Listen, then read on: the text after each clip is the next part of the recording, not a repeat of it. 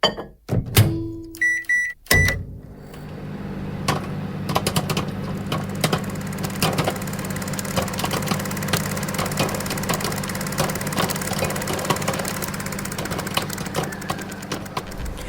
to Popcorn Psychology, the podcast where we watch blockbuster movies and psychoanalyze them. My name is Brittany Brownfield, and I'm a child therapist, and I'm joined by Ben Stover, individual therapist. Hannah Espinoza, marriage and family therapist. We're all licensed clinical professional counselors, also known as therapists, who practice out of Chicago. Even though we are licensed mental health professionals, this podcast is purely for entertainment purposes and to fulfill our love of dissecting pop culture in all forms. Please remember that even though we are all licensed therapists, we aren't your therapist. If you are struggling with mental health symptoms, please find a local mental health provider. Hello, we are discussing Arrival today, which is one of my favorite movies. We're going to talk about communication and existentialism. Here's a synopsis of the 2016 film, which was based on a short story by Ted Chiang titled The Story of Us. Linguistics professor Louise Banks, Amy Adams, leads an elite team of investigators when gigantic spaceships touch down in 12 locations around the world as nations teeter on the verge of global war. Banks and her crew must race against time to find a way to communicate with extraterrestrial visitors. Hoping to unravel the mystery, she takes a chance that could threaten her life and quite possibly all of mankind. Yeah. So first we're going to talk about communication, which is mostly what the movie is about. So what were you thinking about communication, Brittany? This movie, right off the bat, establishes this idea that you can't make any assumptions about communication. Because she gets brought in, right, by the military, yes, because these spaceships land, freak everybody out, obviously, and Forrest Whitaker comes in and he's like, very bluntly, is like, you need to just learn how to talk to them, as if it's just this problem of like finding the right language, like human language that you need that the aliens would understand. And I really love the scene. It's one of my favorite scenes, actually, where she breaks down that there's so many layers to language that is based on assumptions, cultural understandings, like the idea of like, if I'm asking what's your purpose, do I mean you, Joe Alien, or do I mean you, the collective? Yep. And it really inspired thinking in me about the assumptions we make with communication and how that comes into work as a therapist. Even like specifically when she brings up the idea of purpose and how that's an abstract concept, like what our definition of purpose is, what does that mean to an alien? Absolutely. And what a daunting idea that is too, to communicate with someone where you might not have any shared vocabulary. And right away it made me think about when I do work with people, human beings, we do this a lot, where we assume everybody walks around with the same dictionary that we have. We all have the same glossary, if you will. And so, like, specifically when I work with couples or families, they'll say, like, the classic example is, I want us to have better intimacy. And then I say, can you define intimacy for me? And often than not, I get very different answers from one partner and the other partner. One partner will say intimacy is holding hands and having communication. And the other partner usually says sex. Yes. And I think people get annoyed sometimes. Like, I can see people get annoyed with how pedantic I can get about defining terms, but it's such an important starting point to get to communication. If I assume that you both have the same definition of intimacy, and then we're working towards concrete steps to get there, we're not even working towards the same objective. Right. And I think that is also how the human ego presents, right? Like Forrest Whitaker, his egocentrism is showing up by assuming that aliens have the same dictionary and glossary that he does. Exactly. They just have to find the right words. And we all do that to a certain extent. Of course we do. And more importantly, understanding that, let's say in the example of the intimacy definition, you are addressing the intimacy as it's meant by partner A, who was referring to closeness. And you're working on concrete steps to be there. And partner B is sitting there with their arms crossed going, this... what the fuck are you talking about? ...has nothing to do yeah. with me getting what I need. because we are talking about closeness and snuggles, and that usually results in partner A falling asleep on me on the couch and no sex happening. And so long as we're not talking about sex happening, I'm not fucking interested in this conversation. Absolutely. And if you're shutting partner B down while hearing out partner A, we aren't communicating. Exactly. We are deepening the divide. And assumptions of the definitions are very important, and why therapists will frustrate the shit out of you by not assuming you have the same lexicon they do and asking you, what does that mean? How does that make you feel? Because we can assume, but we'll be wrong. I think a good example in the movie is this idea of the word weapon, right? And how... What is the word for war? It's the Sanskrit word for war, and she asks the colonel to ask the person that they're going to go to second, basically the second best linguistics person. And she said, make sure you ask them what the Sanskrit word for war is. And the answer came back as it's meant a disagreement, but what it actually means is a desire for more cattle, and just the huge difference between those two things. Yeah. And how if you would go off of that assumption of what that words mean within the different cultures, whatever, different lexicons, like you said, Ben, that can lead into a whole different problem. And I see that a lot when I do therapy, of someone will use a word and it'll feel loaded to the other person, and they'll react off of the loadedness that they're inferring onto that word. And then they are having two conversations about the same thing, thinking that they're having same conversation, and then getting pissed at each other because, why are you fighting with me about this? Why are you assuming that? Why are you saying I'm acting like this when I didn't even mean that? And then they come into my space and I make them do really annoying active listening techniques that maybe we can talk about later in treatment. Yeah, we will. Where I make them slow down and repeat back what they're hearing, right?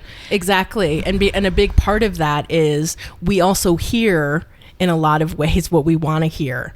And so sometimes we'll listen to a part of what our partner is saying, but we won't listen to the full thought. And so that also gets us into a pattern of that back and forth. You said this, I said that, you said this. And that is where communication completely breaks down and becomes completely unhelpful. And then you just have two people who feel like shit and are both feel like they haven't been heard or seen by their partner.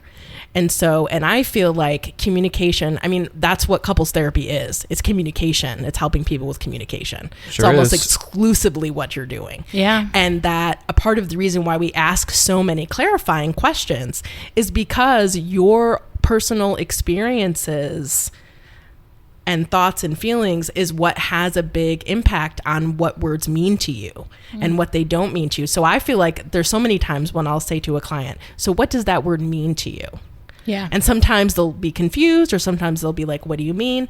And I'll say, well, so this is what I think you're saying, but I'm not sure if that's what you're saying. So again, just this piece of, we can't make any assumptions. And I think that's a big thing that we do as therapists, is not making assumptions that we automatically understand what somebody is saying just because they're using language that we're familiar with. Yeah, that's a good point. It's very important. And it makes a huge difference to use your own language to invite them to explain further, to clarify and crystallize the point and the feelings that they're trying to get across, which usually gets lost within whatever dynamic you're working with, whether it's a family, couples, friends, whatever it is that's coming to sit in a therapy office and talk to you. Something is breaking down because there is not that extra layer of clarification happening. There's just reaction to it. And throughout this entire film, we see the military primed, ready to respond to a threat, and constantly assessing for a threat without ever once considering that there could be a peaceful purpose for this visit. I think they're ready to lay down their lives, fight this obviously superior force. Definitely. Absolutely. I mean, even just based on the fact, on the way that they get to the space of how the 12 spaceships that drop down, of how it switches and they become where gravity changes, and that's how they get the rest of the way. Right. Like there's like even just that small piece shows how much more technologically advanced they are than us. Right. Yeah, you have no chance. Yeah. And something else that I was thinking about as I was thinking about this film is how I feel like I teach communication in every session that I'm in.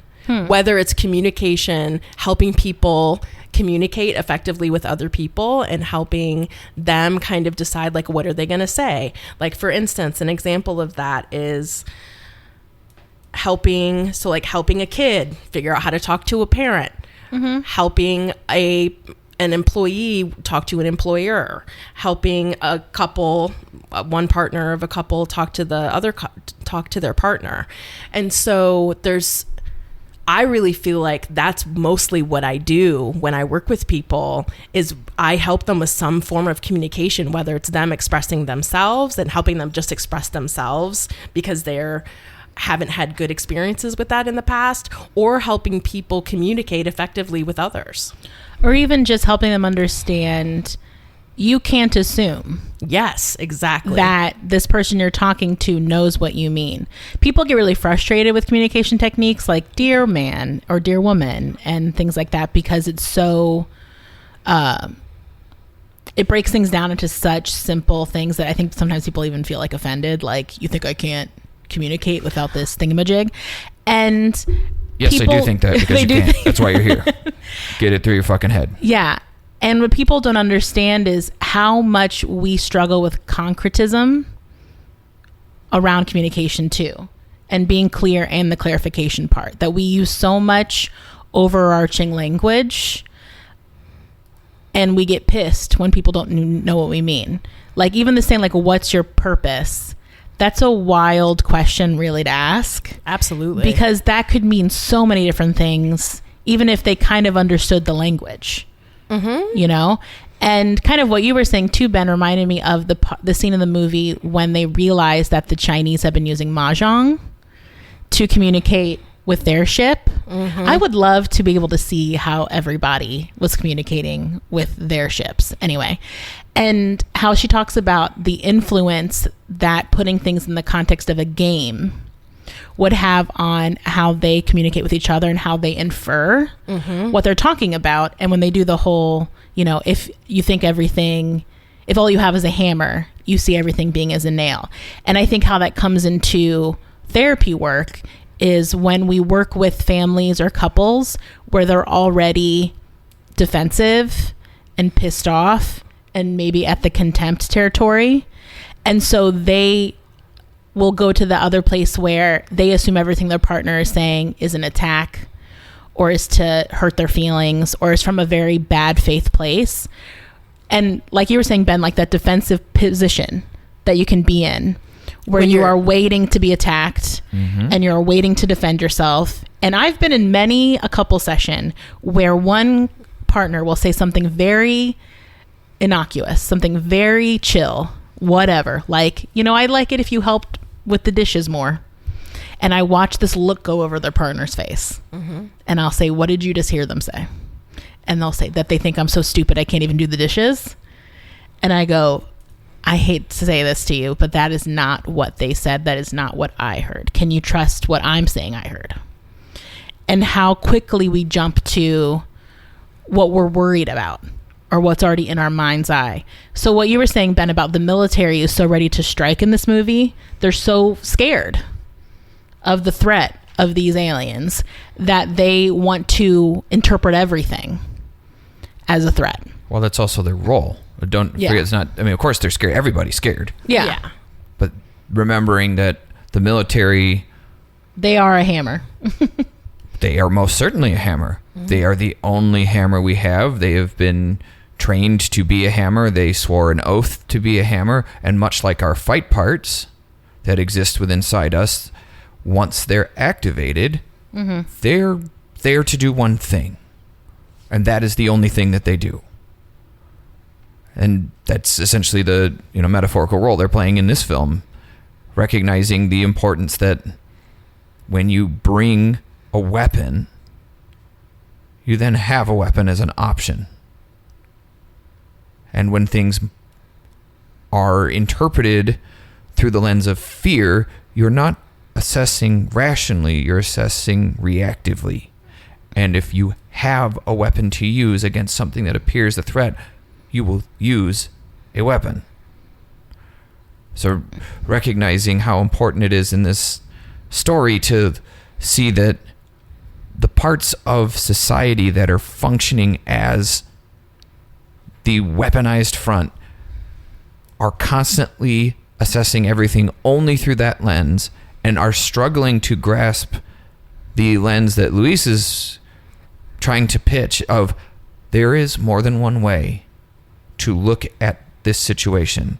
And as she's trying to explain the nonverbal part of communication, which I don't think she ever directly addresses, of how much communication is nonverbal, because it's just 60% or something. I think I can look it up to find the exact amount later, but yeah, I think you're right. It's definitely that. Well, and even the fact that we see later of how big they actually are, right, and how we're not even able to see the full being. She's talking to their feet, basically. Yeah, right. Exactly. Go ahead. Sorry to interrupt. Right. No, it's okay. It's recognizing that she's there always in a calm, curious position. She was afraid at first, but then as she's assessing, she's recognizing we're not seeing any posturing. We're not seeing any defensive stance. They're not making any aggressive movements. We're the ones making aggressive movements. We're the ones rolling up with tanks.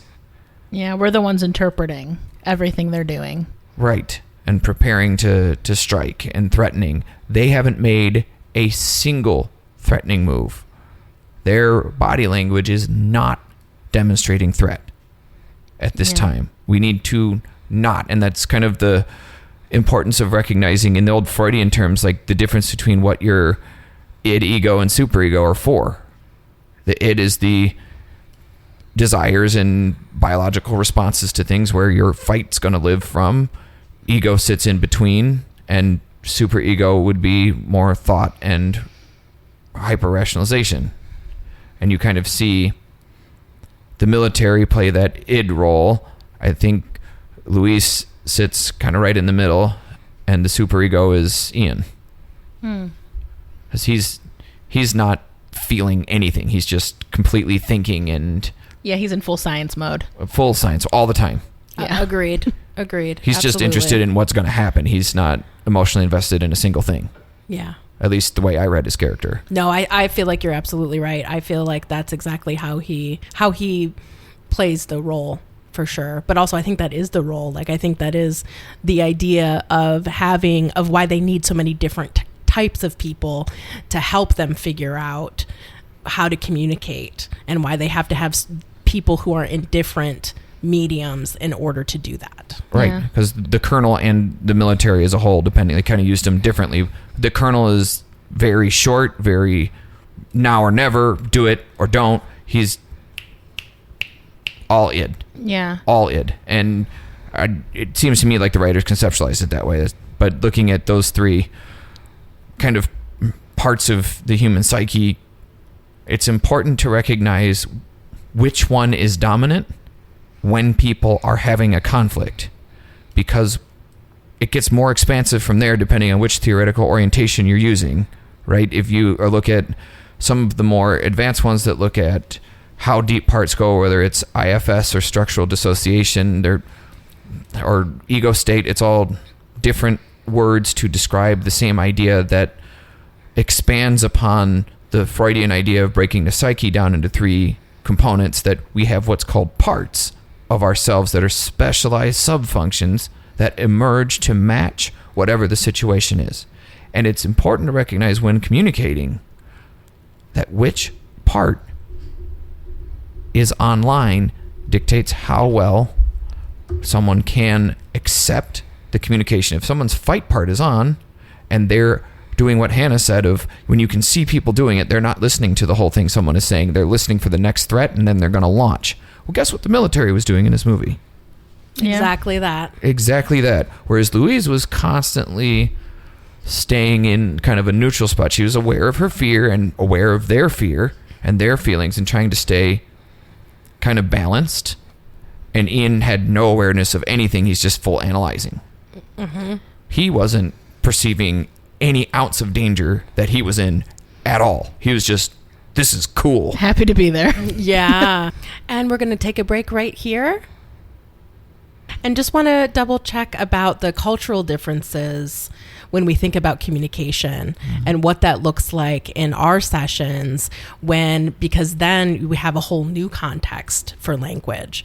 I know that I get asked a lot if I speak Spanish because I'm brown and I don't speak Spanish. And a part of that also is when people ask me that question, I also tell them, even if I did speak Spanish, I don't think, unless I had been a native speaker, I don't think I would be able to do therapy in Spanish, even Right. if I learned it as an adult, because the nuances and the differences in that language, there's no way I would be able to. So much of the work we do is reflecting back to people what they're feeling and thinking, and so I would never be able to do that unless I was a native speaker.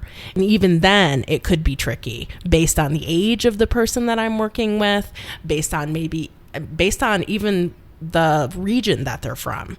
We know that language can be different, even with English, of how people sound different from based on what state they're from. Yeah. Or even, do you say soda or pop? Yep. Cultural, like dialectical changes. Which the correct answer is pop. That is right. That is also correct. Can you believe there are places where people say cola or Coke and they mean pop and soda? They call everything Coke or cola. Yep. Right. That's Right. Go see a therapist.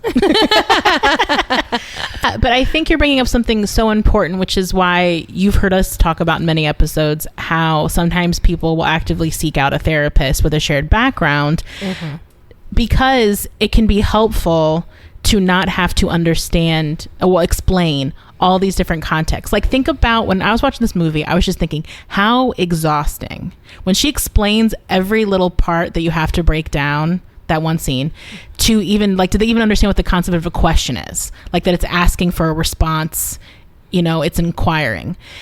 And how just to talk to them and to break down takes so much work. It takes them so long just to understand who they're talking to and their names, right? Exactly. And how it is exhausting to have to think in a different language, it's exhausting to have to communicate in a different language, and how much nuance get lost with that.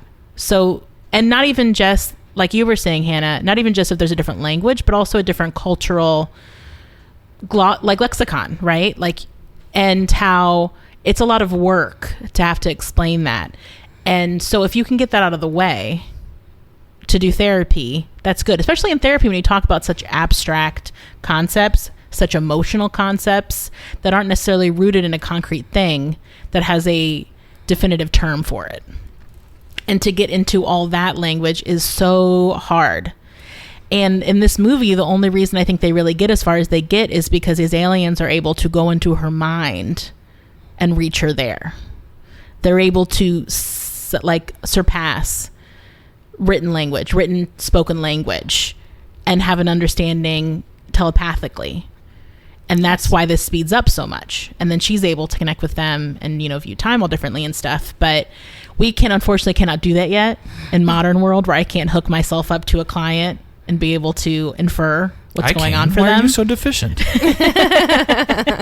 And don't say that too loud. They'll find you and the scientists will take you away. How do you know they did not already find me and that's why I can do it? How do you know I'm not a robot? Well, you shouldn't be saying this on recorded medium then. Definitely not. You should see Don't what Brittany's even body is threaten doing. me with when a robot energy. I was saying before we started recording, I'd rather deal with an alien than a robot. That's how much I distrust the concept of robots. Anyway. Which is assumptions you're making. That robots will kill me? That robots are Yes, bad. I do perceive them as Inherently. threats. I do see every robot as a hammer and I am the nail. And I know that we don't have as diverse of a population of therapists as I know that I wish Yeah. that we had. We Yeah. do not. so that people could have those experiences. That's another reason why it's so important as a therapist to do a lot of clarifying, especially when there are cultural differences between you and your client, because we want to make sure that we're giving them the chance to give us the definition of something that they are trying to describe to us without... Well, coming from our centered view. Yes. Like in this movie, the humans, like Forrest Whitaker, for example, are coming from a strong human-centered view. When they are saying weapon, they mean weapon. And she says, we don't know that they mean weapon. They might mean tool. And when they say offer, they might be trying to give us a tool, not fire a weapon at us.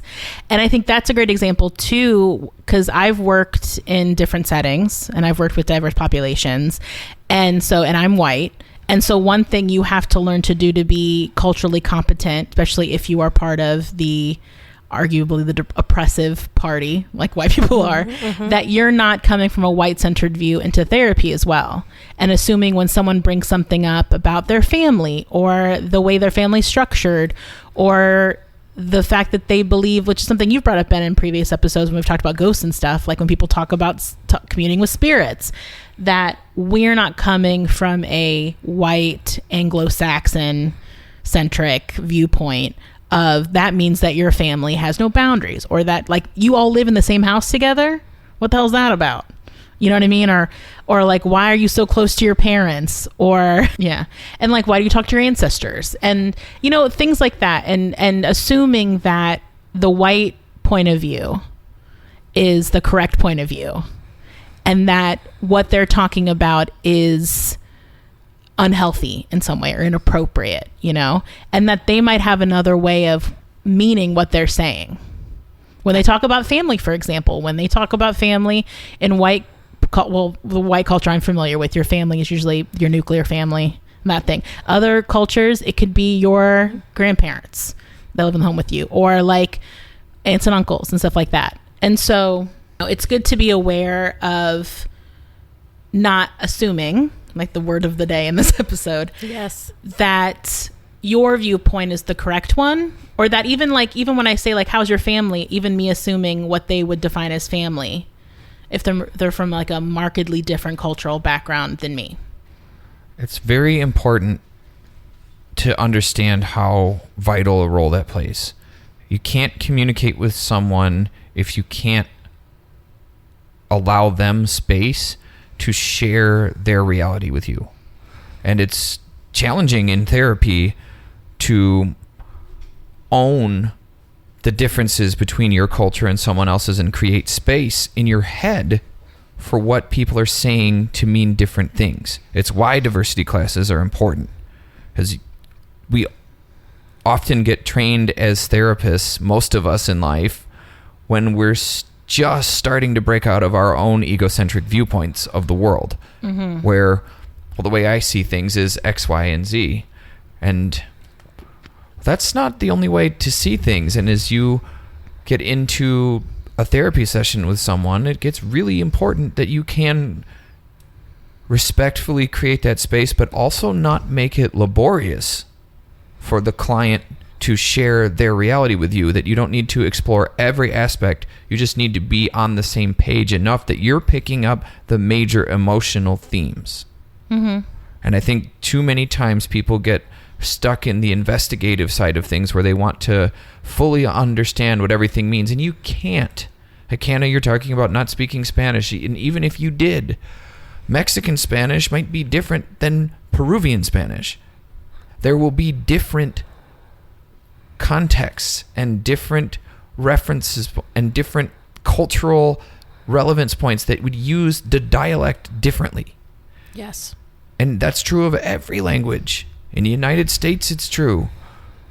The southern United States have a different style of speaking than the northern United States. The east and the west, everything, it's different. And just assuming you can let someone, or that someone can come in and you can understand everything about the world because you can label them, is dramatically false. And where therapists, I think, get in trouble, coming back to this idea of which parts of someone are online, is when therapists start to feel pressured to be able to fix something, they may not be taking the space to be as calmly taking attempts to clarify and slow their own roll down, which can lead to communication blocks that might also be playing out in the system you're trying to talk to. And it's very important the therapist can kind of emulate what Louise is doing in this movie and dial back and go, let's not assume anybody is communicating clearly with anybody, and slow this down to use active listening skills and go, what did you hear them say? Don't just respond. Don't react to part of it. Don't throw more gas. Stop trying to fight fire with gasoline. Yeah. And get yourself into a place where you can calmly encourage whoever it is you're working with, whether it's one person or several, to be able to break down, what are you hearing this person say? Repeat it back to them and give them a chance to clarify before you say anything. And I think another big part of that, Ben, that making assumptions based on how long we've been together. Mm-hmm. I feel like that has a big aspect that plays out in couples a lot of, we've been together for 25 years or we've been together for 10 years. Why don't you know what I mean? Mm-hmm. And that creates its own problem of again, going back to assumption making, and how no matter how long you're with someone, you never learn how to read their mind. Yup. And that doesn't mean they don't love you. And it doesn't mean that they don't love you. It just means that we can't guess what is in each other's minds. We just can't. We're never going to be able to do that. And so in a lot of my work, when I work with couples, is pushing up against those assumptions and all of the assumption making that is happening. And people will go back to, but we've been together for 10 years or we've been together. It's like, exactly. That doesn't mean you know every thought or how I feel or what it's like to be this human in this body right now in this moment. Or what is activating whatever is getting activated. Exactly. There are lots of things that people don't tell you about their life because they may not know themselves until it just came screaming back into their consciousness right this second. Exactly. And the only way you can ever properly attune to that is asking. What just happened? Why is this causing this reaction for you? What's prompting that? What are you feeling right now? Yeah, like I encourage clients, and I model this as the therapist, is to come at things like you said about Louise with curiosity. Like if something hits you wrong, instead of getting defensive, can you go towards each other with curiosity? Hey, this is how that sounded to me. Is that what you meant? Or me as a therapist, I'll say, oh, okay. Like, I think I heard what you said, but I'm not sure. Or, ooh, that brought up a feeling in me. I want to clarify what you meant. And not getting defensive, because even as therapists, we can get defensive. Sometimes clients say things at us, about us. And in those moments, I try to drop into, well, take a deep breath, try to regulate myself. And then I go, okay, can you help me understand what that means? Or can you help me understand what I'm missing? That's a great question. What am I not understanding? Mm-hmm. And that really helps people feel like you're willing and you're open. And people will really de-escalate themselves when you respond that way too. They will. And another technique that sometimes you can use, that I definitely use sometimes, is to unbalance a situation by recognizing the emotional content underneath what someone is saying and leaning into that even if the words don't match. Like if somebody is starting to look really angry, like, so I'm hearing you say you really fucking hate what your spouse is doing. And they're like, whoa, I wouldn't say I really, really hate it, because what I'm doing is having some paradoxical intention. You're leaning into it. I'm leaning into it, but I'm trying to unbalance it because their id is starting to come online. Their fight part, some part of their defense system, their army is activating, and it wants to do what it does because it's detecting it's needed, kind of like we see the military do throughout this whole movie. Mm-hmm. And that same thing of it's primed to do that. You will see that when you talk with couples or families. People will listen only so far when they feel their feelings may be in danger. They don't trust they will be safe. So therefore, they brought with them weapons. Yeah. Because we always have them with us. And when you can sometimes detect that somebody's getting hot as a therapist, you might want to pop that bubble. Because if you unbalance and push it a little farther than they are, they may come back with another part of them and re-regulate and go like, well, no, I don't fucking hate my husband when he says that. Like, oh, Yeah. like I wouldn't go that far. I was like, oh, tell me more about that. What does it mean to you to fucking hate your husband when he does that? Like, well, I don't feel that way. Like, I love my husband. Like, oh. Yeah, they'll put it in more appropriate level terms. Correct, because their ego will grab hold of it again. Yeah. And it's important that you help people realize how to do that, because it causes instant physical deactivation when they re-regulate their body to get control. And it matters, because once that warlike part turns on, it's there to fuck stuff up. All right. Is there anything else we'd like to say about communication before we move on? No. All right. We'll take another break here and we'll be right back. All right. So we're back and we're going to talk about one of Ben's favorite topics, existentialism. Yes, this movie has a strong existential theme. I think Luis might be one of the most existentially tuned in characters that we've seen in a film. And it's a powerful psychological modality that formed in philosophy and then in the 60s and 70s became a very large movement in psychology, kind of running counter to the cognitive behavioral therapy movement that emerged a little later.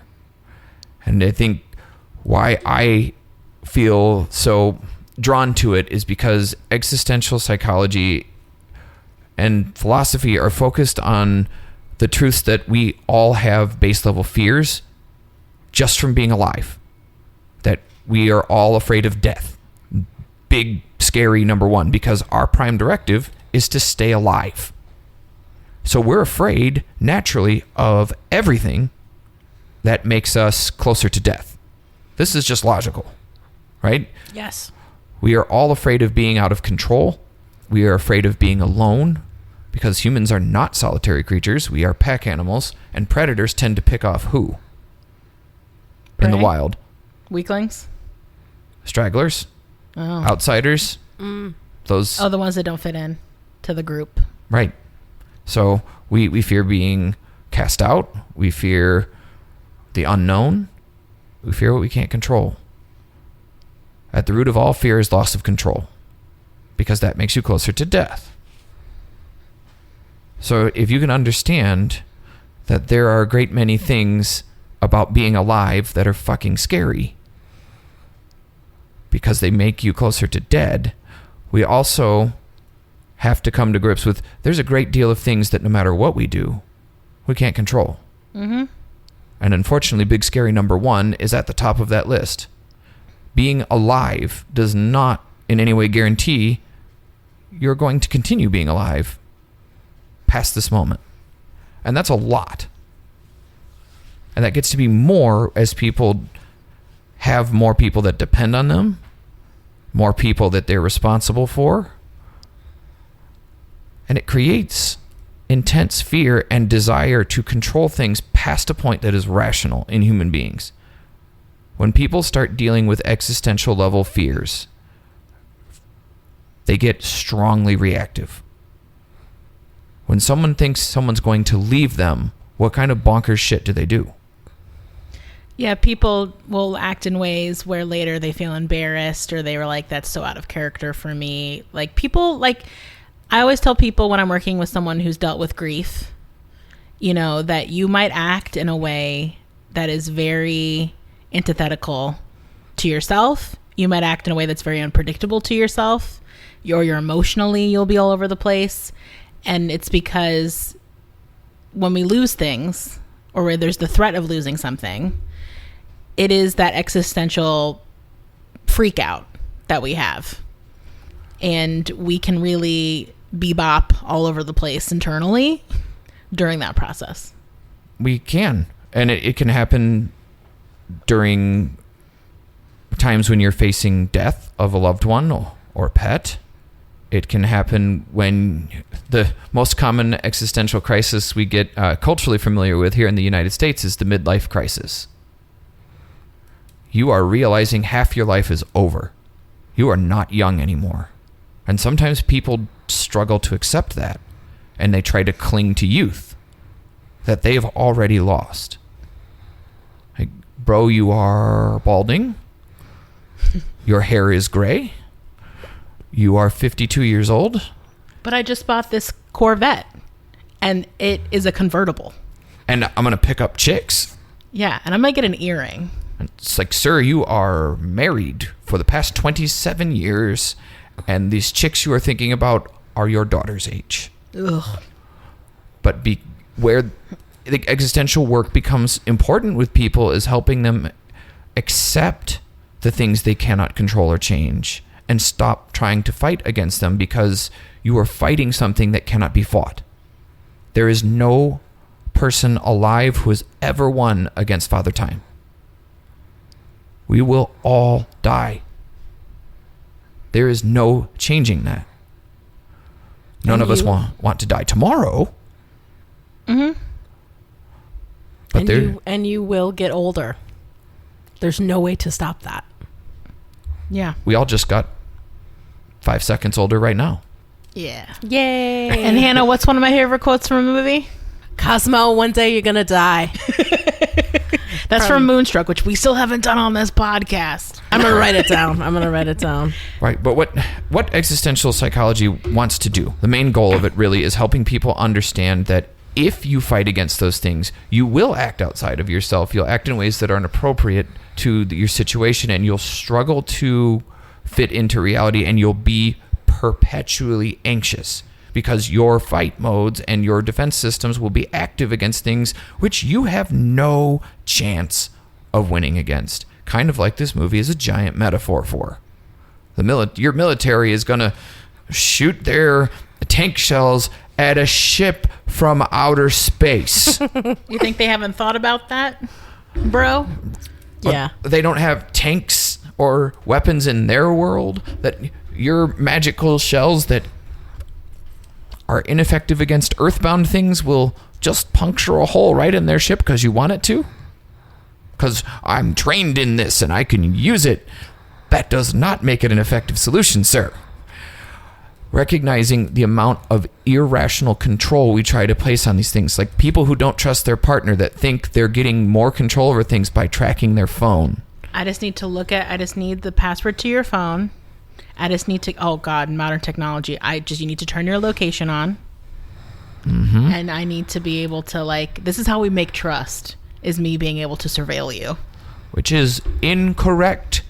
What it's actually doing is feeding the irrational anxiety that somehow that gives you more control over your partner's behavior, and they can't possibly deceive you, which is so fucking false. They could just leave their phone at the gym. You know what this is actually really making me think about is when I used to do more family therapy work a few years ago, and how many parents were spinning out around this dilemma that now all their kids carry computers around in their pocket, and then you get Life 360 and they're like, I want to read your texts. And a lot of times and it's part of that existential thing you're talking about, Ben, where it's like, I have this thing available to me that allows me to surveil my kids at all time. And so it makes sense that I use that. It's a new tool that I take advantage of. And I would have to tell those parents, well, I had two approaches. One is this making you feel better to know what they're up to at all times?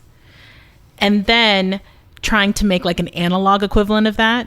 This is like if your parents picked up the phone in another room when you were on the landline and were listening in, or they were reading your notes or your diary, or they were following you around in a car in the station wagon as you bebopped around the neighborhood with your friends. This doesn't actually make you feel better. It creates this surveillance state energy that causes, I think, more anxiety, and it degrades trust. If you need all this evidence to trust someone, you don't trust them. But I get why parents do it. It actually makes me think of we did a demo episode of this podcast before we did it, and we did it on a Black Mirror episode, which was about this, right? She puts a chip in her kid and what that looks like. and how is that good for us? Like a lot of Black Mirror episodes where they're like, is this actually good for us? And this is part of that, right? It's how our existentialism and technology get all like fucked up together and create this like horrible anxiety provoking soup.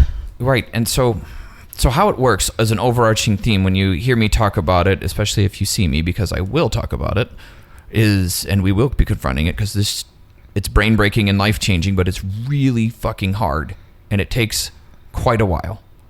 But looking, like, to understand it, I can say it and it'll take years. It took me years in grad school. Like, we watched a brilliant clip from the I Heart Huckabees. I was going to say, I Heart Huckabees has got to be what I you're haven't talking watched about. that in so long. I haven't watched that since I've been in the field. But like, Dustin Hoffman talking about metaphysics and the interconnectedness of everything, and it's beautiful and reassuring. But he says right in that quote, "I'm going to tell you about it. You're not going to get it right away, but it'll help you." And it's the same kind of thing that it's a tremendous ask to ask people to deal with their shit. Because what you're doing with existentialism is you're asking people to accept that there are things beyond your control that you have never had control of, that no human alive who has ever lived has ever had one single ounce of control over. And you're not any different. And expecting yourself to be different or have some control that no one has ever had is irrational. And that's going to make you perpetually anxious as you fight against something that your underlying collective unconscious, the database you were born with, basically your genetic knowledge, knows is false. Which means there's a constant war inside of you telling you no matter what you do, you're not safe. And it's important that what you do with people is you help them accept the big truths. The world is not safe. The world has never been safe. You will die. And all the people that you are close to, your relationships with them are precious because they're impermanent. And you know that. What we can do is refocus our attention onto rational things we actually can influence. We can make it less likely we die. We can make it less likely our children die. We can make it less likely bad things happen, but we can't prevent them.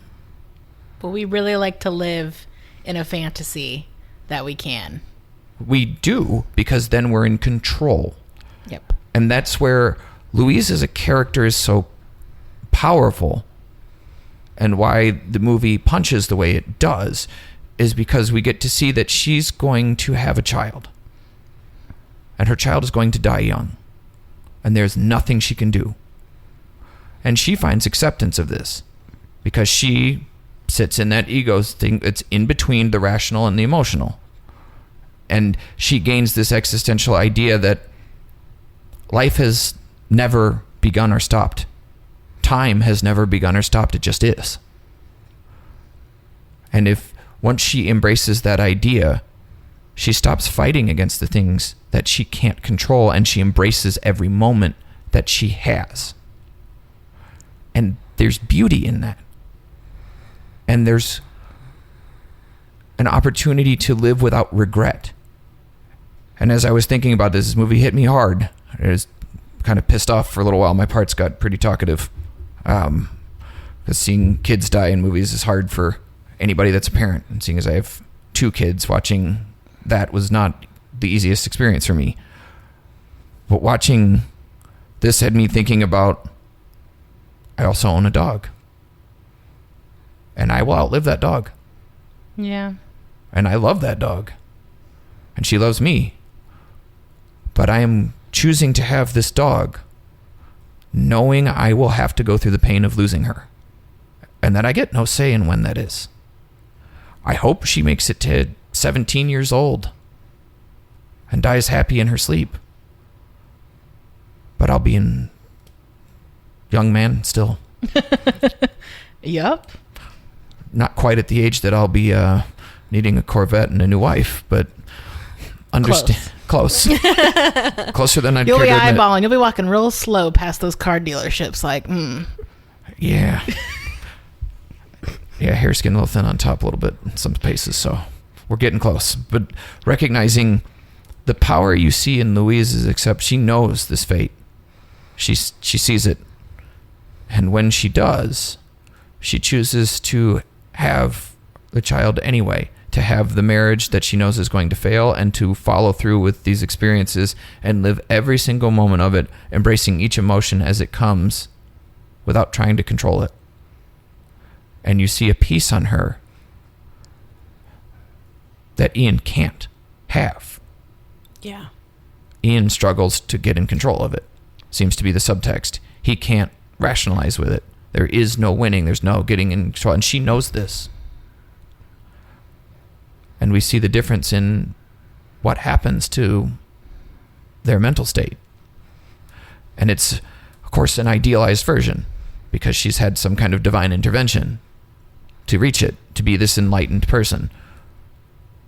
But too many people fight against the concept of reach a point in your life where you get comfortable with being uncomfortable and focus on being more comfortable as the standard, not completely comfortable. Not in control of everything, but in control and acceptance, like you do every time you drive a car. Driving a car is the most dangerous fucking thing any of us do, for the most part. Unless you're a first responder or military or somebody does something inherently more dangerous than that. Driving a car is pretty fucking dangerous. But you don't think about that every time you get in your car and are jamming out to your tunes driving down the highway. You trust yourself to be able to respond to whatever you see on the road, and that you can reasonably protect yourself. And you just accept that that's the only way you have to get there. So you don't think about how deadly it is every time, other than to stay attuned.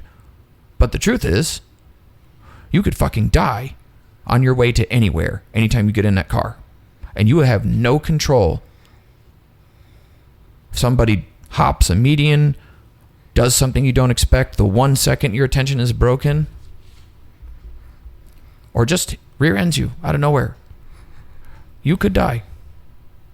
Life over. And it's scary as hell. But if you focus on that, you get so anxious you don't operate the vehicle correctly, and make it more likely that you get in an accident, and less likely you're allowing your body to perceive what's going on and empower yourself to respond. And those are hard truths. Yeah, I mean, something I feel like I'm always working on with clients is understanding that so much of life is a gamble, and we're making educated risks, hopefully.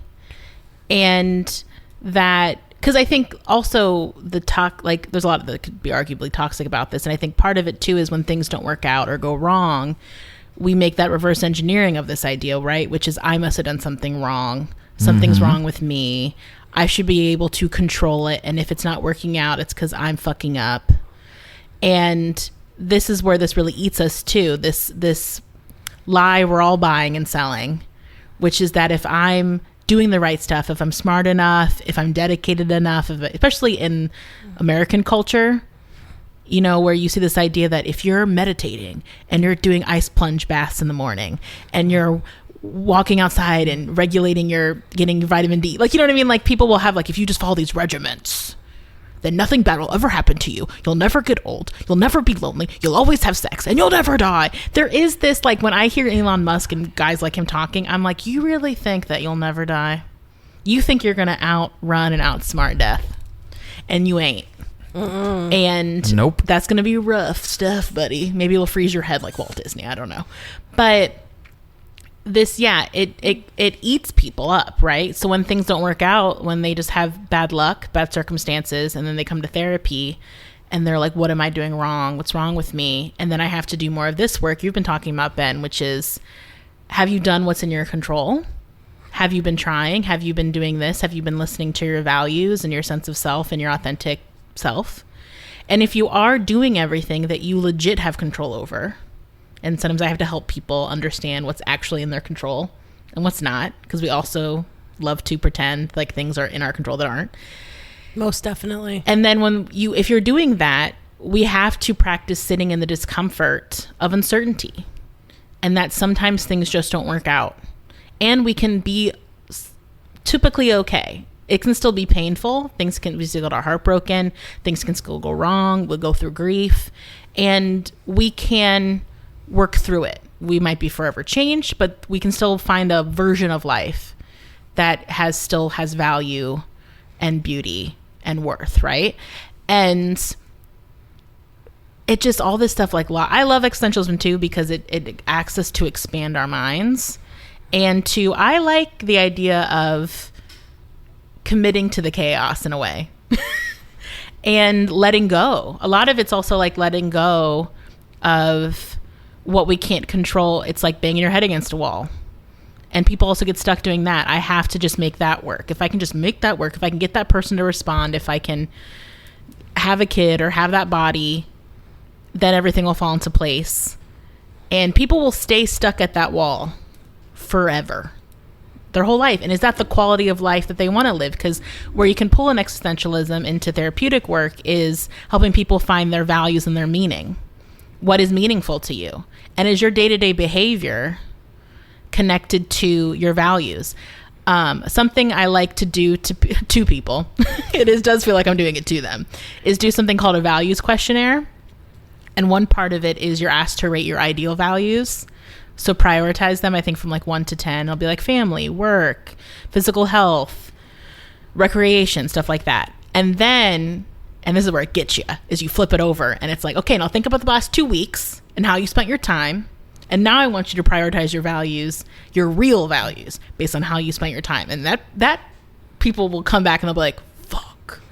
Yep. Fuck. And I'll be like, yeah, so you're saying you value family, but you're spending 80 hours a week at the office. So you're actually valuing work. And so because Louise has this benefit of like time being like a circle for her, she's able to be more conscious of her values, right? Of like, I really want to value my family, my daughter. And so I'm going to make sure that my day-to-day behavior matches that value. And I'm going to be present about that. And I'm going to really be there.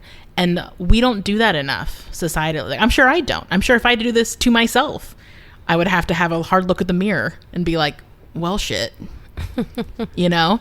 And like you're saying, Ben, a lot of times when people feel uncomfortable or anxious or at odds with themselves, or though they don't feel like they're in their lives correctly, a lot of times if I do something like that with them, there is a mismatch between their ideal values and their actual values. Huge. And sometimes people don't even know what their values really are. They haven't even asked that of themselves. And so then it becomes that question of, okay, like, what do you want to have meaning to you? If you want it to be social justice, are you doing anything that goes towards social justice? Let's try to do that. Because it also helps take these these bigger abstract ideas and make them more concrete, actionable things that you can do. And that's where you do have control of your life. And that's where you can find groundedness and satisfaction and fulfillment instead of getting hung up on the things that are outside of your control. But we love to get hung up on the things outside. It is scary. I think we just get scared, and we don't want to be scared. And so we like to pretend that we can control it. I mean, this makes me think of, too, that podcast we did like 2020. It was peak COVID times when we were a guest on that other podcast, and he asked us questions about why are people so reactive about masks and COVID. And we had that long conversation about how this is bringing up a lot of existential fear for people. Yes. This is something we're all going through that we can't control. And it's difficult for them to accept it's even real, and how deadly and scary it is that they're literally loading bodies on refrigeration trucks because the morgue is full. Yeah, and why are people engaging in so much denialism around it? Because fear. Because it's fear, and it's uncomfortable, and it makes me confront the fact that I am closer to death than I had accepted. And that's the critical component of it is, and what the philosophy and the use in therapy preaches is, you got to get comfortable with that. You got to get comfortable with it, and it's okay to be uncomfortable with it, but accepting that you can die tomorrow. And there's not a damn thing you can do about it. And kind of, you know, if you're the Chris Tragers of the world from Parks and Rec, he's such a person. My body is a microchip. My body is a microchip. If I even get dust in it, I could. But he's that person, right? Like, and he goes to therapy because he starts spinning the fuck out. because he's spiraling, and he was a lovable version of that. What is his doctor? Dr. Richard Nygaard or whatever? He always says his full name. He does always say his full name. Yes. My therapist, Dr. Richard Nygaard, said. I go 3 times a week. He's even trying to... Oh, that's also where people will do this control thing, is they'll try to do the control stuff on therapy. And I will tell people, you can't crush therapy so hard that you speed this process up. You cannot. Sorry to disappoint you, but that, more than anything, will probably push you over an edge. Than if you just surrender to the process. 'Cause a lot of what we're talking about is surrendering, right? Surrendering to the process of therapy, surrendering to the universe. That's why people don't love AA, because there's that God element to it, which I get.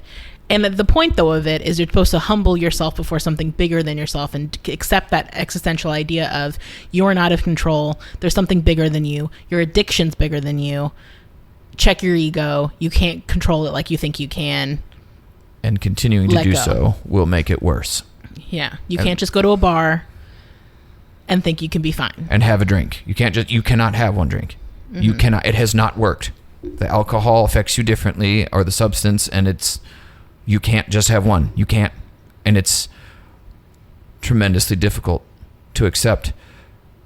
Dennis Leary's No Cure for Cancer was such a brilliant comedy special he did in the 90s, and it covered this in one of the sections where he was talking about kind of this idea in his antagonistic way, but of talking about, I remember there's this guy who was on the cover of all these magazines and talking about jogging and how important it is to jog and how good it is for your health to be running and jogging. And when he fucking died? When he was 42 years old, and you know what he was doing when he died? He was fucking jogging. I'm not dead yet. Lights up his cigarettes and smokes. Yeah, Dennis Leary would lean over his body, smoke a cigarette, and eat a hamburger, and walk off. Correct. At least that version of him. I'm sure he's, probably not that now. But when in that routine he was talking about, you know what I love? I love living in New York because you have to accept that death is around every corner. As you're walking down the street, to live in this city, you have to accept that at any point in time, a poodle could be dropped off a 47-store building and land on you and bam, dead. What a way to die. But that's the truth. That's the randomness of the world that this is trying to preach acceptance of, is you can't control that. You can get diseases for no fucking reason. You can be the healthiest person in your friend group and be the sickest for no fucking reason. And it's not fair. And understanding what I love is kind of how she addresses that with her child, is there are things that are unstoppable. There are things that we can't change. Opposed to the messaging we tend to give kindergartners, which is everybody gets a turn. Everybody gets to stand at the front of the line. If you do the right things, like you were saying, good things will happen to you. Things will work out if you just do everything right. That's the Western lesson we teach, and it's false. Mm-hmm. You can do everything right and still it not work. What are your thoughts, Hannah, about Ian going away, basically? Like engaging in avoidance with their daughter once he knows?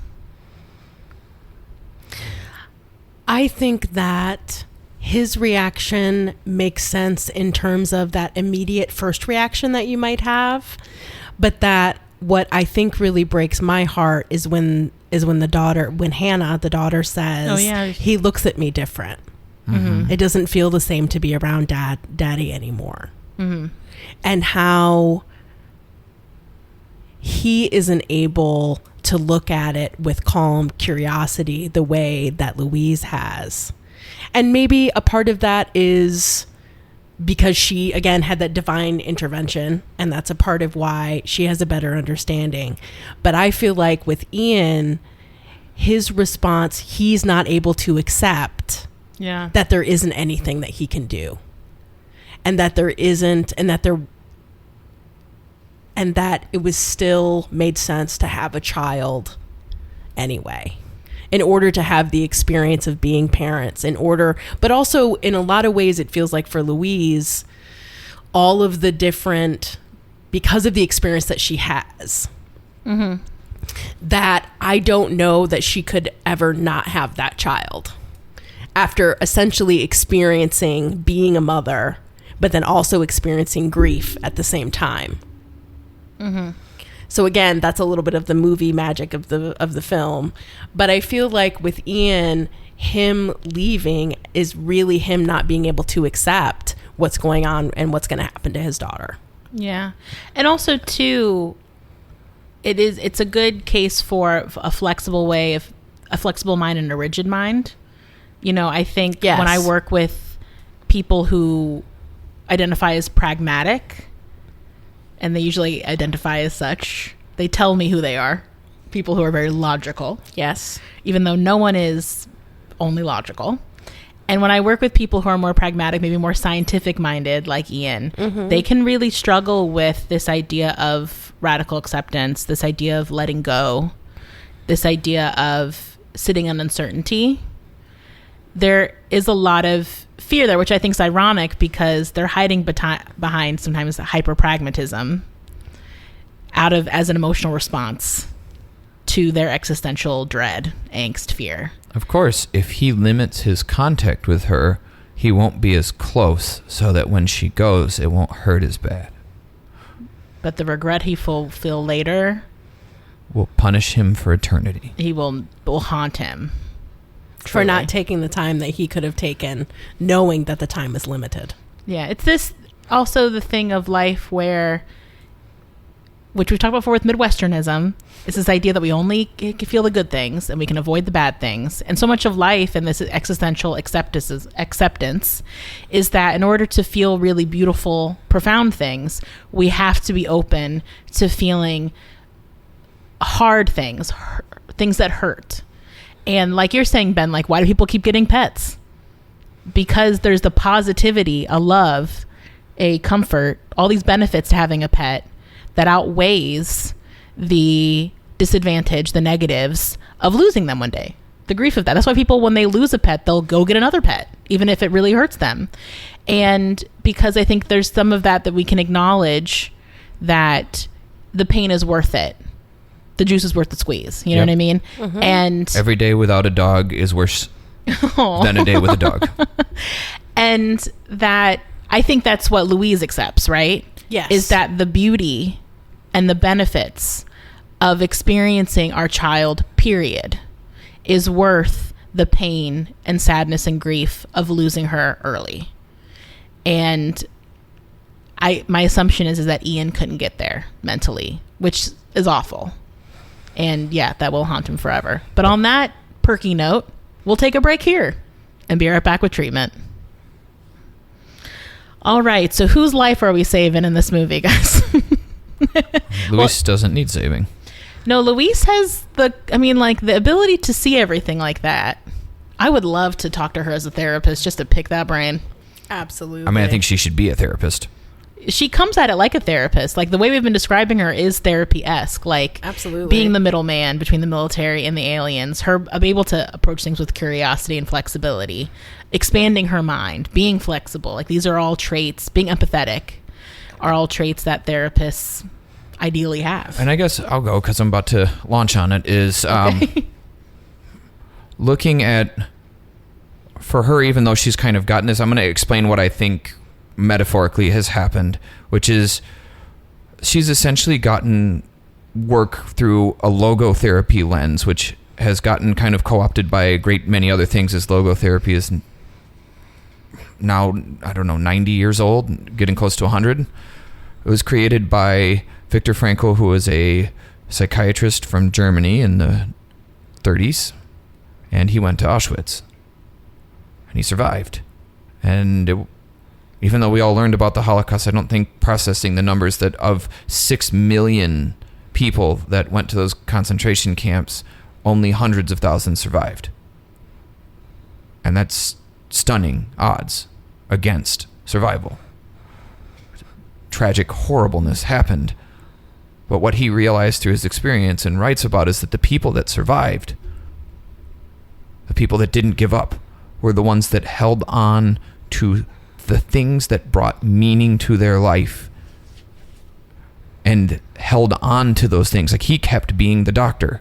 He had no medical tools, no medicine to give, but he kept up that role because it was meaningful to him, even in odds of tremendous human awfulness.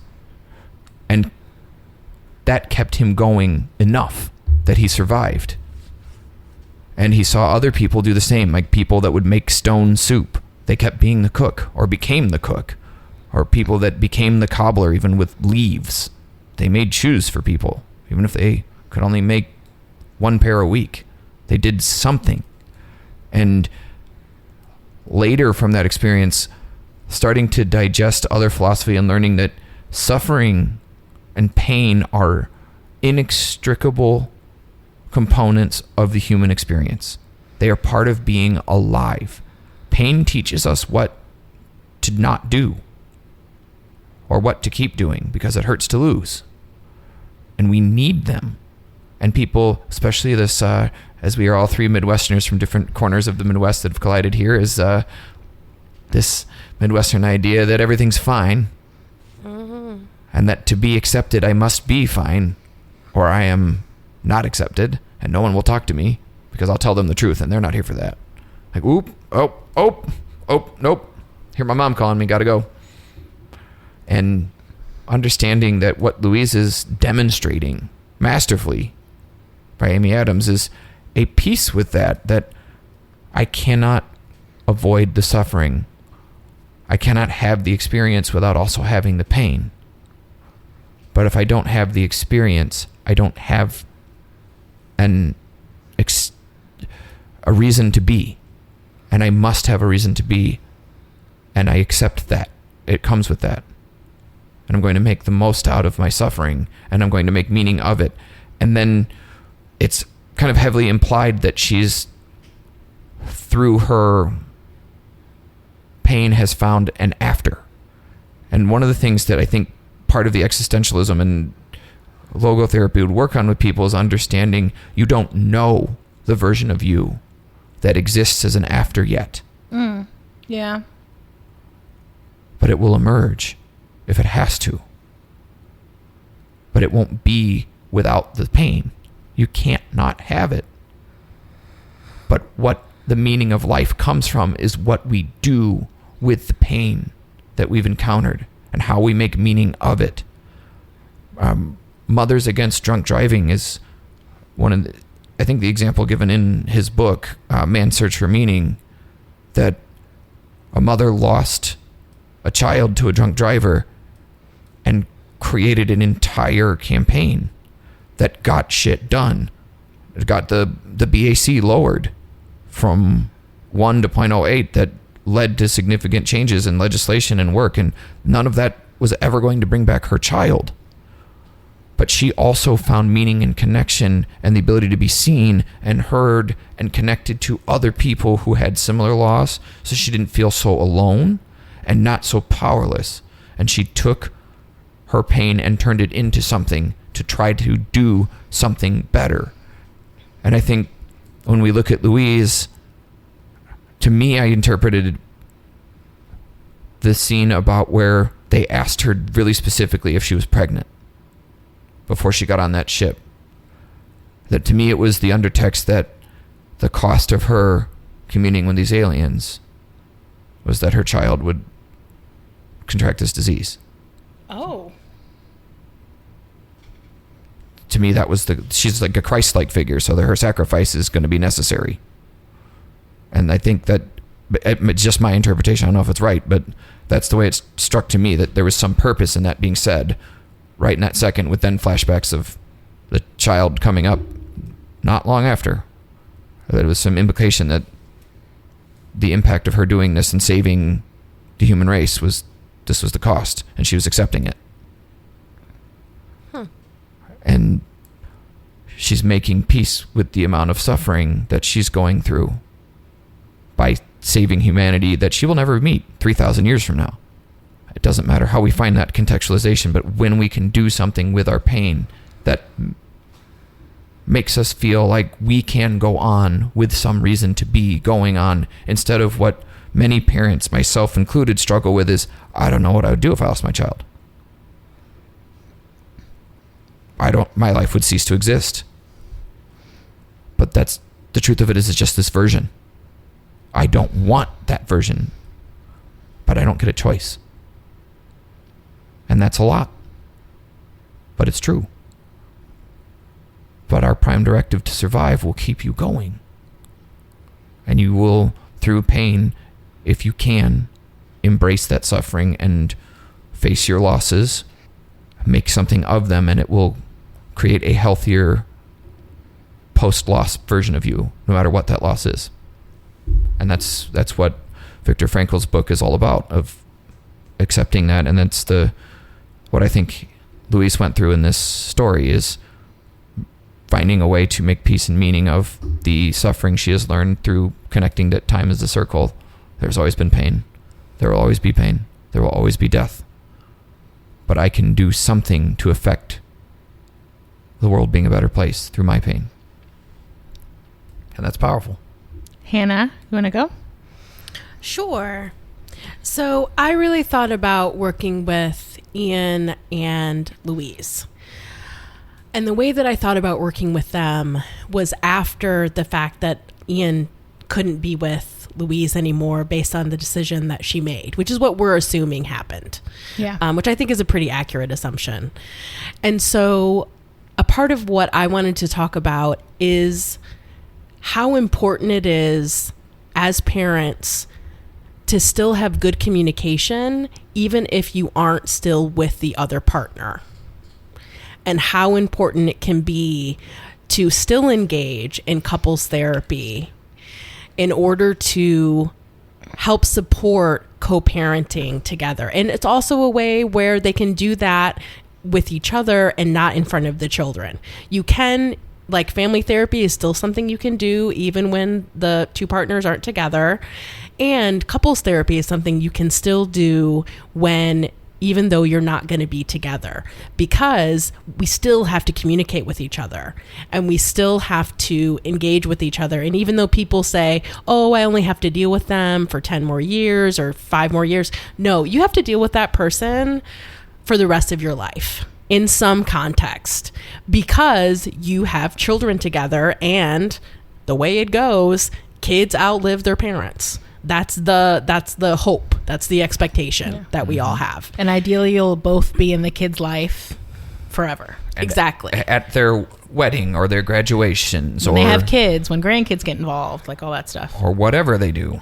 Right. So my parents had an effect on my first marriage, even though they weren't together, based on how they couldn't be in the same room together, and they at that time weren't talking, and that still had an effect. So guess what? You still had to deal with each other.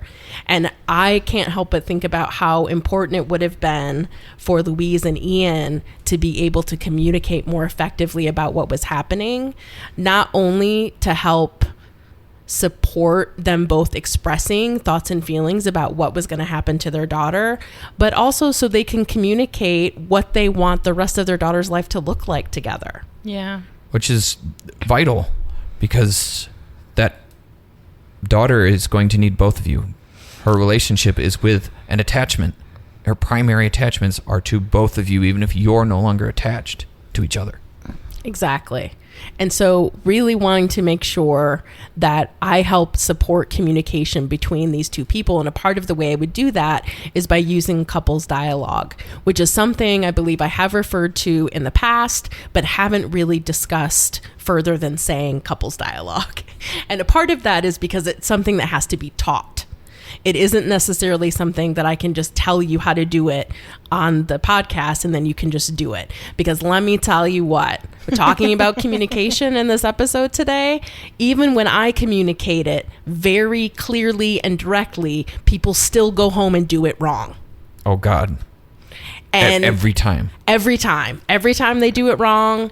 And so that's a part of the reason why I don't usually go into a lot of detail about it, because it really is something that has to be taught. But I wanted to talk about it a little bit today. So the couples dialogue has a couple of really big tenets. And the first one is, surprise, surprise, mirroring each other. And that literally means saying back, so what I heard you say is, you want to take the kids to the zoo. Is that right? Yes, that is right. I heard you say that you wanted to take the kids to the zoo. That is what I said.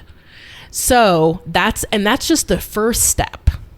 Mm-hmm. And a big part of that first step is allowing, again, that space that each partner needs to really hear and understand the person who is across from you, and how important it is to be able to really hear someone without all of the big emotions and escalation that can happen. So something else that's important about the couples dialogue is you can't do it when you're pissed. Because guess what? Trying to say what I heard you say is, and so it sounds like, becomes completely loaded and is a complete and utter mess. So something else about this is that you have to be in a place where you can actually hear each other. If you're both pissed, you have to take a 10-minute break before you can come back and even try to use this skill. So the first step is mirroring. The second step is validating. And validation is, so this is what it sounds like to me. Or you, I would imagine you might be feeling this way. Or this is what it sounds like you might feel like. I get that you feel that way. And I understand that you get that way. And even though, and you can say that you understand a person and still disagree with them. Mm-hmm. Validating someone does not automatically say that you agree with what they're saying, but that is a lot of times how people take validation. And it is 1000% where it gets fucked up. Always. Always, that's where it gets fucked up. It's because people will, I heard you say this, but you're on bullshit and you're wrong because you and you just like sit there as a therapist. When does it even and matter? God. What does it matter? The amount of times that I have had this skill thrown back in my face is too many fucking times to count. People who are not interested in being uncomfortable, people who don't think it's important to listen to their partner, for all different reasons. So I've been through it with teaching people this couples dialogue that has 3 steps. The third step is empathizing. And what that means is, I understand that you're going through this because blah, blah, blah. Because I've had that same experience, or what I'm hearing, I'm trying to remember exactly. I feel like my brain is not helping me right now. Well, if you guys Google Imago dialogue, you can find a template that walks you through this. Like a handout. And if you put it into YouTube, you can find couples, like therapist couples, practicing it with each other. Yes. So yeah, like this, the mirroring, the validating, and then the empathizing. Right. It's right. Hannah, what I hear you saying. Right. Right. Exactly. See what I did there? Yes. I hear you saying that it's very important for couples to recognize this 3-step process at which they can fuck up any one of the 3 steps. And if they fuck them up, the fight's going to get worse, guaranteed. Because step 1 is making sure you're saying, this is what I heard you say. Before I open my big fat mouth and react to it, am I reacting to the correct interpretation? Mm-hmm, is that what you said? And it offers them an opportunity to do what? Clarify. Ooh. Rephrase and clarify so that the point of what was intended is actually... Validated. No. Communicated. Nailing Validating. it, guys. You're yeah, nailing my it. brain is like on the outs. That's all right. My brain is on the outs. The validation is important because we need to communicate. I understand that what you're feeling is real. Yes. And that is not coming from nowhere, and you're not just wrong. This one is a particularly sensitive point in couples that I see that drives me up a fucking wall. Hashtag thanks mom and dad, because Midwestern parents who are boomers don't apologize for a goddamn thing. And have all of us being millennials have all had parents that told us, I'm sorry you feel that way. Ooh. And that's not validating. No, it's not. It sounds like it could be. But it is not. Yeah. Validating. It is, I'm sorry you have a problem. Yes. What would validating look like, Hannah?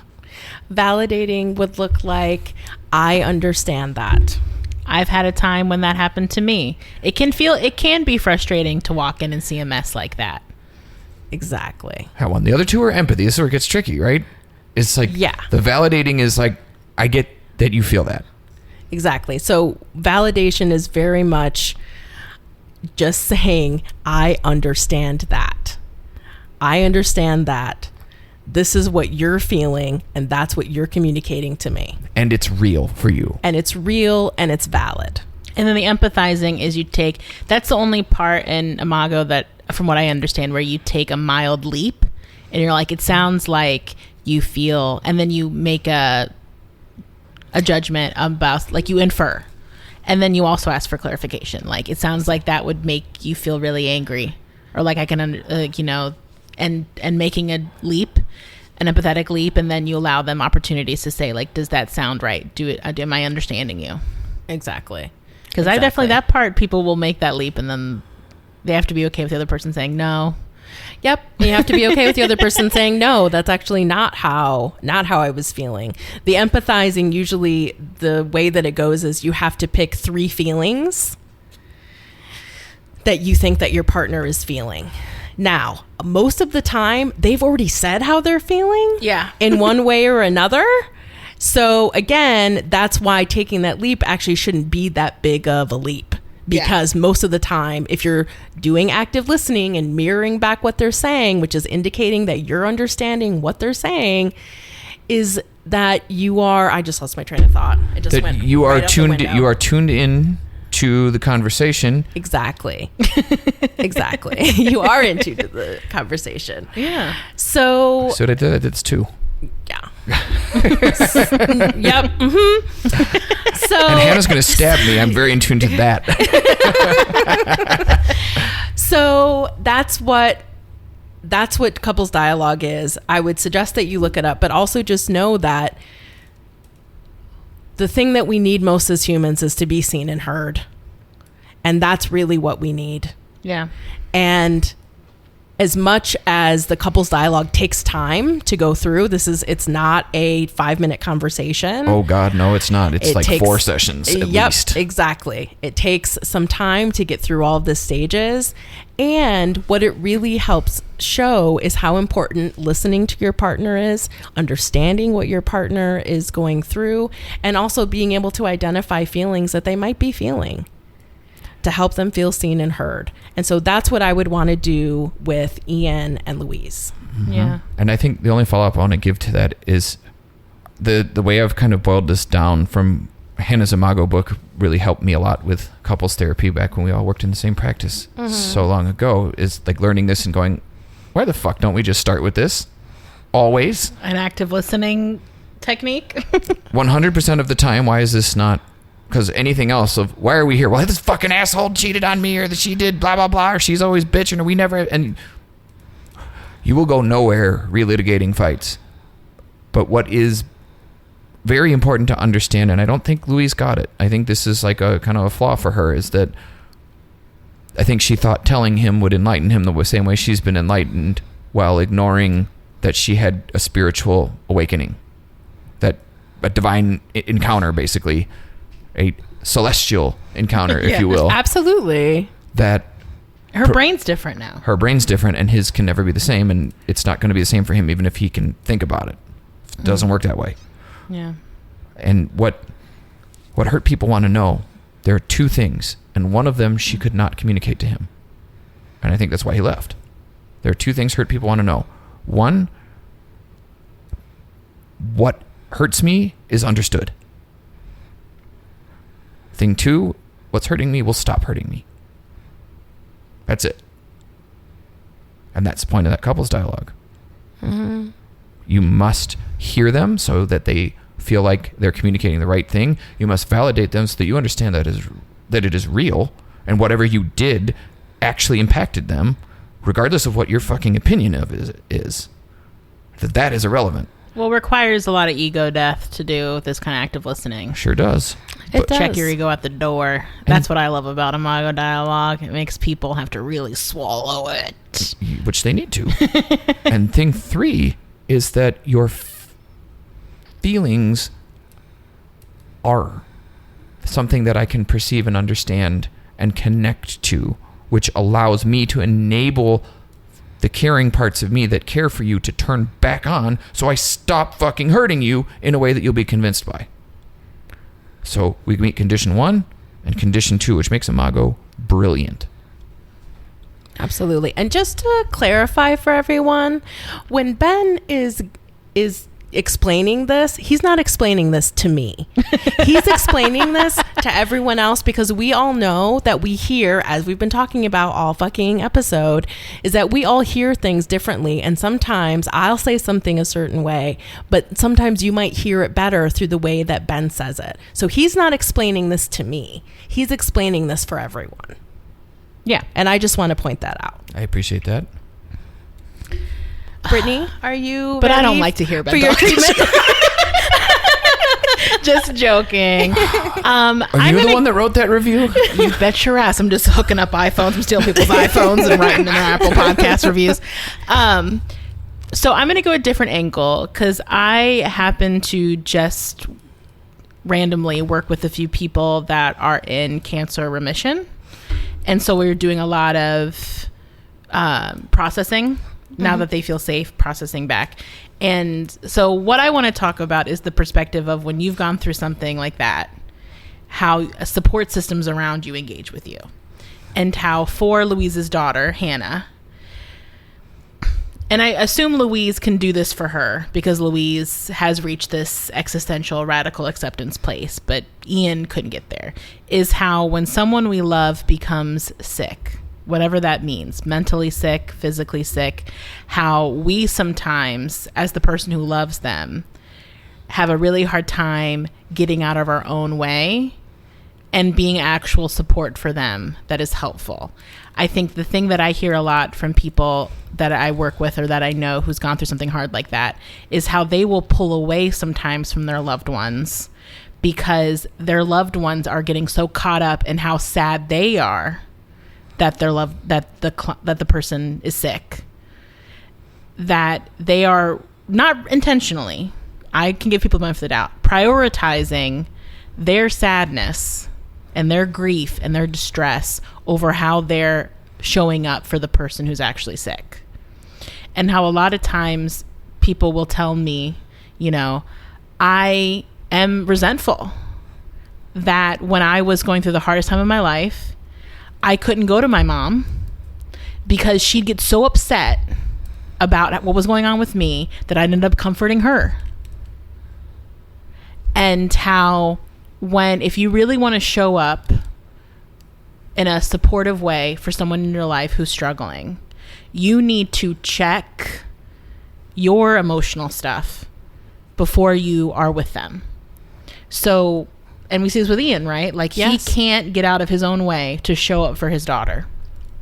Exactly. And he is prioritizing his feelings over being a good father to her.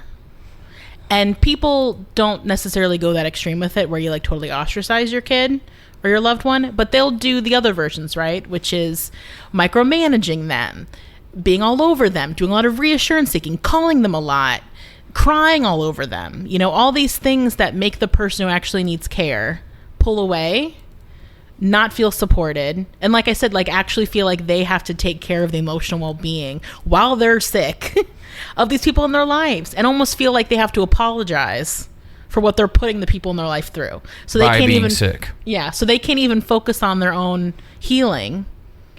And then they will pull away sometimes from their loved ones, which I'm sure then causes a chain reaction where the loved one is like, what? And like it's needier or whatever. And so how much that people will engage in their own reassurance seeking. And I would see this too, like when I worked in more intensive settings and I'd work with teenagers or kids who had been to the hospital. Like maybe they even attempted suicide at some point. And their parents would make it about them. And not in a shitty way, not in an intentionally asshole way, most of the time. Not where they're like, how could you? I mean, I have heard parents say, how could you do that to me? Which is one of the worst things you can say when your kid has attempted. Correct. Suicide only exists when people feel so bad that death seems the only acceptable alternative being, only available, not acceptably, only available alternative to stop being in pain. And so the amount of times that I have watched parents specifically, make it about them, I can't deal with that. how could you do that to us family? Like, I can't like they're, or even when they're trying to show up well, their feelings are so all over the place, and the kid picks up on that. They're like, I don't want to talk about that stuff because I know my mom is going to freak out, or I know my mom's going to get so upset, or my dad's going to get so upset that I can't talk to them about that, and so, like, ironically, the people that you're trying to show up for will pull away from you because you have shown that you are not a safe place. So when I do this work with people, when I do it with parents specifically after like a kid in crisis, one, I would acknowledge you're going through something traumatic, or you have gone through something traumatic, by loving someone that's going through this or has gone through this. So get your own therapy, for fuck's sake, and have a place where you can just barf all your feelings out, if nothing else. Don't make it your kid's problem or your loved one's problem about your feelings. Talk to a friend. Talk to your therapist. Talk to somebody else. Don't talk to them about them. That's not fair. And, when you show up with that for them, ask them what they need. Because people have different responses to this. Like, I want you to be talking about how I'm doing. I want you to be checking in with me. I want you to be like very emotionally tuned in, and I want you to be like coddling me or like, babying me. Some people do like that. They want to be taken care of in that way. And a lot of times though, especially when it's more the mental health part of it, they'll say, I want my parents to treat me like I'm fucking normal. Like, I want people in my life to not be weird with me. Mm-hmm. Because I already feel weird. I'm already going through something that makes me feel very othered and very outside of normal life. I want people to treat me like I'm normal. And so anyone who's listening who might be going through this kind of situation, like, yeah, get the help, get your own help, and be aware of where your emotions is coming up and where you're engaging in things with your kids or whoever, because you want to be comforted about how upset you are about how they're doing. Am I calling them every day, multiple times a day, because I genuinely think that helps them feel better and supported? Or am I calling multiple times a day because I'm so anxious and upset about how they are that I need them to continuously reassure me that they're okay? And those are two different things. And one is very egocentric, unfortunately, and the other one is actually helpful. And so, like I said, Ian, unfortunately, is choosing the more egocentric route because he's not working on his stuff. Yep. And Louise, because she has had this divine intervention, is able to show up and not engage in reassurance seeking. We don't really see a lot of it, but she's not doing that. Even in the way that she talks to her daughter, like she's trying to be thoughtful and age appropriate. But yeah, so that's where I wanted to go with treatment, just in how I wish people would be. And what I hear firsthand from people who have gone through tough times like this, like how they want their support system to show up for them. So that was my thought for treatment. Like if I were to work with Ian, for example, how I might go with that.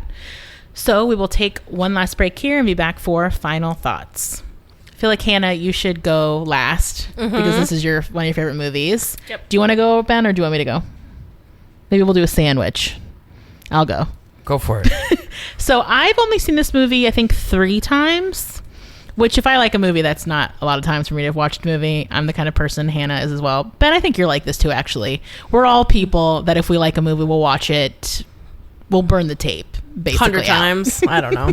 Absolutely. Yeah. And so I've only seen this movie 3 times because it's a heavier topic. But I will say every time I turn that sucker on, I'm like, hell fucking yeah. One, I love alien movies. You got a movie about an alien, and then you got a movie about a crack team coming together to solve something. I'm in on either of those ideas. I love all the linguistic thoughts, how much it makes you think about like communication, like we've already talked about to death. And I love the look of it. I feel like this movie was Denis' practice for Dune. Absolutely.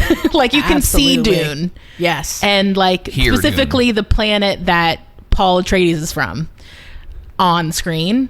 Yes. With the coloring of like the planets and the things like that. Like this was definitely a practice run for Dune. So and Montana is where House Atreides is from. Yeah, Caladan? Is that what you said? Is it Montana? Montana. I think it is Caladan, which I would be shocked if that was right. But but yeah, so I love Denis Villeneuve. Like, I love Blade Runner 2049. I love the Dune movies. I won't ever watch Prisoners again because it makes me feel physically sick when I saw it the first time because of the subject matter. But everything I've seen of his, I've loved. I'm sure I'll watch his movie again. I love the ideas about it. I'm very big into like an idea of like radical acceptance and the chaos of the world and giving into the chaos of the universe and stuff like that. And I try to practice that for myself to varying degrees of success. So I'll definitely watch this movie again. I think it's beautiful. I love the music. I love pretty much everything about it. I guess that's me because I'm getting pointed at. So this movie I thought was an incredible film, and I see why it got so many reviews. It was a difficult movie for me to watch, being a cancer survivor myself, and realizing that fears 1A and 1B for me are being played out on the screen, which is losing a child or losing myself and leaving dead children behind. That ties into the existentialism, but beyond noticing that I got some pretty significant parts activation from this movie and was a little bit bitchy, sorry. Like, You're forgiven. seriously, you guys, fucking kid dying in the first minute of the film, are you fucking kidding me? Was like, really? Okay. But the beauty of the film and the way it addresses some of the things and makes us confront the shit that we ask people to confront every single day is important to tune into how uncomfortable it is and how impactful it is and how much work it really is to grapple with these inescapable truths of the world, that your life is impermanent. You do not have control. Things can change and be taken from you, and you would have to form an existence beyond that and an understanding. And it's really hard, and while walking around being angry that I was subjected to this, but also immensely impressed with the beauty of the film. I was thinking of like taking my dog out in the yard, that I realized I faced the same choice by choosing to own this dog that she chose with a child. And while dog is not a child and they're not equivalent, it is still the same thing in concept of I will outlive this dog, but I'm choosing to have her anyway, to enjoy her life, knowing I will endure the pain when she goes. And there's beauty in that I'm choosing to accept the happiness. It's something we all have to do, and we watched Louise do on the screen in front of us, of accepting the consequence of doing all that she did and why it had to be done and what that would cost her. But she did it anyway and found the beauty in it. It's a powerful film. I don't know that I'll volunteer to watch it multiple times, but I respect the hell out of it and see why it is kind of an under-the-radar gem of a film. Mm-hmm. I love this movie. I saw this movie more than once in the movie theater when it came out because it's such a beautiful film just to watch and look at. And I think a part of what I really loved about this film is not only the intricate storytelling, but also the idea that with language, we can change our mind. Yeah. And we can do something different with our mind, and how that's such a big part of what we do as therapists is helping people find the language or communicate language, and how what a magical idea to have, to basically, once you understand the language, you then understand their concept of being and their concept of time, and how beautiful that really is. And I really love the story. I really love Louise. I love her character. I love the way that she presents herself. I love how much she has confidence in herself in this film. There's so many films out there where we don't have a woman who is able to be engaged in the same way that the men are in the film. And I really feel like in this film, Louise is just as important and as important as the other characters in the film that are men. And I just really love the way the story is told. It also probably helps that the daughter's name is Hannah, at least a little bit. And I just really enjoy the idea that language can really change us and can really help us better understand ourselves. And I just thought that message was so beautiful. And so I love this film. I'm sure I'll watch it 100 more times. I don't watch it as much as I used to, for sure. But again, just experiencing all of the different thoughts. I feel like every time I watch it, I have different thoughts about something, or it brings up something else for me that I haven't thought of. And so that's another reason why I really love rewatching this film.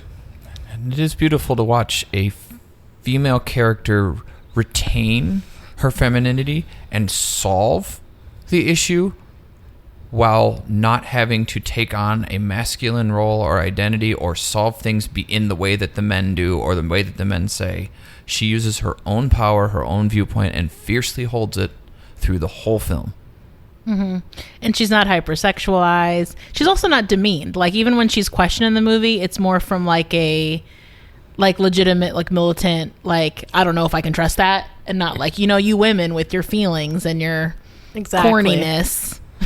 Exactly. It's a very modern feminist take of women have power being exactly how they are. There is nothing wrong or broken that needs to be fixed or corrected by another point of view or a male point of view or anything else. And that, look at that, she solved the problem and saved the whole world. And didn't worry about being likable while she was doing it. Nope. Which is also very unique. Yes. She didn't beg the colonel to come back. She's like, all right, bruh, ask him this question. Come back, see if you like the answer. Yeah. I'll see you. Well, on that note, we will wrap up here. So as always, you can find us via Intergalactic Communication or on TikTok, Facebook, Instagram at Popcorn Psychology, Twitter/X at popcorn_psych. You can always email us at popcornpsychology@gmail.com. If you want to support us, which we appreciate as we are a totally independent DIY podcast, you can either become a Patreon patron. If that gives you early access to unedited episodes, it also gives you like a little swag bag of cute little things with our logo on them. And if you are a $50 or more patron, you get to pick the subject of an episode, which is pretty cool. And if also you want to buy merch from us, you can find us on tpublic.com. It's another way to support us. We really appreciate it. Also, one of the best ways to support us, and that is free, is to give us a hopefully positive review on Apple Podcasts, Spotify, or wherever you listen to podcasts. It's the best way for new listeners to find us. And we appreciate with all it. 5 stars checked. Yes, and we appreciate it, and we read them and we share them with each other. And yeah, if any of you guys know anything about aliens and whether they exist or not, please contact us through one of those mediums and tell me. I need to know.